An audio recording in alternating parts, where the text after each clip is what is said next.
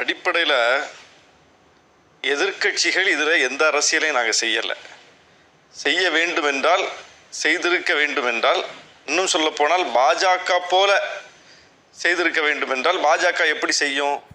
ஒரு வலிமையற்ற பிரதமர் இருப்பதனால தான் பாதுகாப்புல அச்சுறுத்தல் இருக்கு, பாதுகாப்பு குறைபாடு இருக்குது, எல்லையில பாதுகாப்பு இல்லை, நம்முடைய மீனவர்களுக்கு பாதுகாப்பு இல்லை, இராணுவத்துக்கு பாதுகாப்பு இல்லை அப்படின்னு சொல்லி மன்மோகன் சிங் அவர்களை மோடி எவ்வளவு விமர்சித்தார்.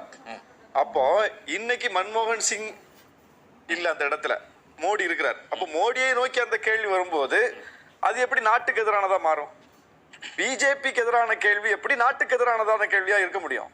அது பிஜேபிக்கு எதிரான கேள்வி. பிஜேபி அரசு செய்கிற தவறான நடவடிக்கைகளுக்கு எதிரான கேள்விகள் வருது. அதுவும் உங்களுடைய குறைபாட்டிலிருந்து வருது. அப்படி ஒரு சூழல்ல நாட்டுக்கு எதிரானது, இந்தியாவுக்கு எதிரானது, இந்தியாவுக்கு எதிராக பேசுறாங்க.